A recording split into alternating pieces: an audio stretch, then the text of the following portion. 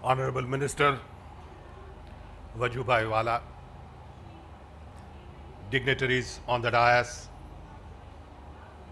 ladies and gentlemen, good morning. It is indeed a special privilege for me to be here as a Gujarati and also as someone who has had an opportunity to work with friends on the GIFT project. I thank the organizers for giving me this opportunity. First, I want to compliment all of those who signed agreements this morning and made a commitment to GIFT. GIFT is indeed a very interesting and unique project for Gujarat. It has great location, strategic fit, very bold vision, commitment from the large community of players, and political will of the Chief Minister. I wish everyone a great success. My apology for being a little late. I know you were holding this floor. I was stuck in confusion for 15 minutes. I was right here, but nobody knew where Hall 5 was. So we were just circling around for about 15 minutes, went there, went here, and as usual, typical Indian confusion. My apology. I'm normally very concerned about schedules. I don't want friends to have an impression that I took it lightly and didn't show up on time. I would like to use this moment to talk about a few thoughts related to financial services. The story of financial services is the story of information and communications technology in the last 50 years. Financial services, to me, reflect how information and communication technology is applied, used to really organize, deliver all kinds of financial services. Movement of money has to do with movement of bits and bytes. If you don't move your bits and bytes properly with security, safety, speed, you can't deliver new financial services. In early days, computers were used to handle back office. So you could organize all the accounts, transfer money between banks. Then IT was used for the front end, teller. So you have somebody on the front desk handling your account. Later it was moved to ATM. So you can go anywhere you want, move your money. And now there is a major revolution coming which will move money on mobile phones. This has been talked about for many years, but it has never scaled. All of these innovations and ideas have their moments of truth.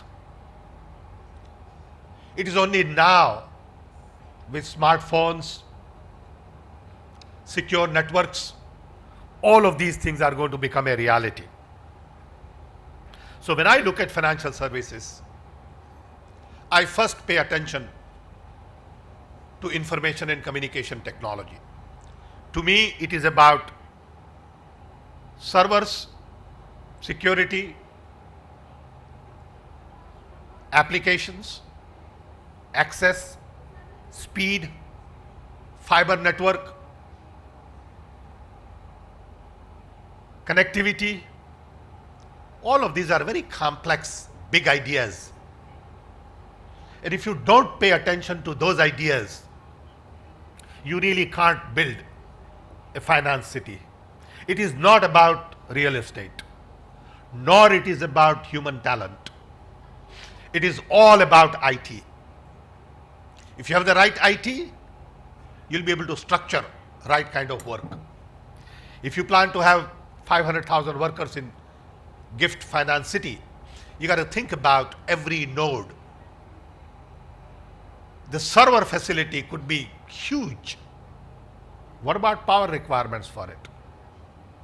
It could draw as much power as probably city of Ahmedabad. I mean, this sounds crazy. But to build today a finance city, to me, is all about building IT infrastructure. The rest of the stuff will follow. In India particularly, it is also about building financial infrastructure for inclusion. Normally, banks want high net worth individuals, big companies to loan money. They never pay attention to people who don't have money. And as a result, there are very few bank accounts compared to mobile phone users. It's not only true in India, it's true in Mexico, true in China. So you have a large number of unbankables who are not in the mainstream. Because the banking concept was based on rich, one who can save, and big companies who want to borrow. For entrepreneurs, banks don't give you much money. Banks give you money when you don't need.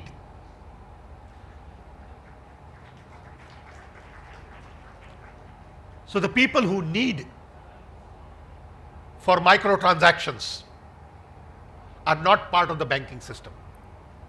Now with new technology, we believe the inclusion is going to be simpler, easier, practical.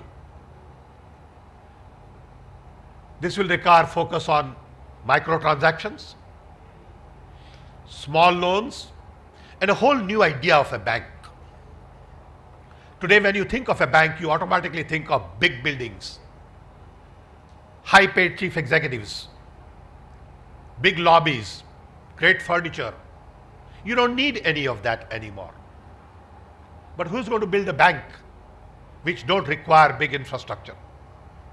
It is the soft infrastructure which is going to be the key for banking of tomorrow.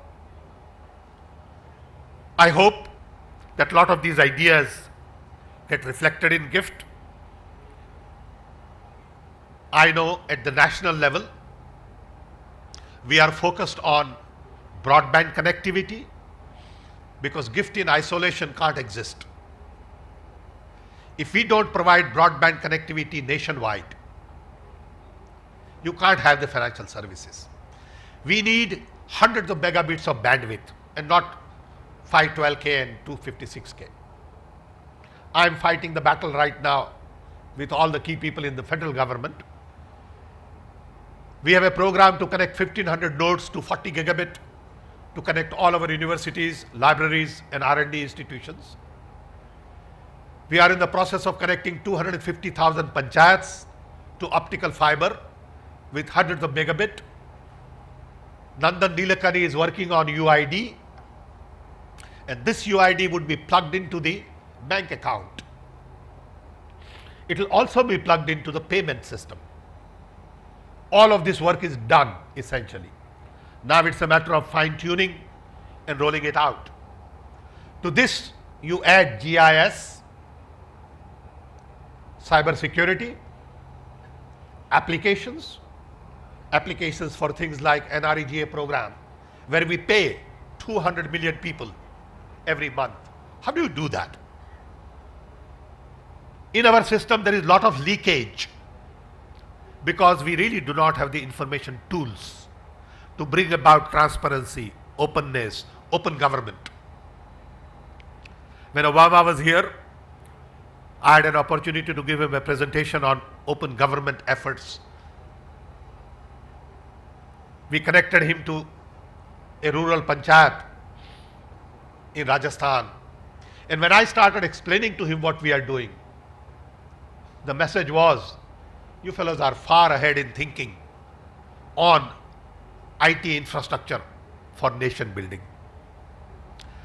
As a result, in Manmohan Singh Obama protocol, open government was a key item. We have a next meeting coming up in Washington, D.C. on 21st and 22nd. And we believe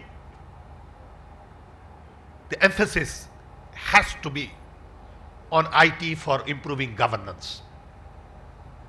With all these scams that you have heard about in the last few months, if we had the good IT, electronic tendering, portal for purchasing before and after, things would be very different.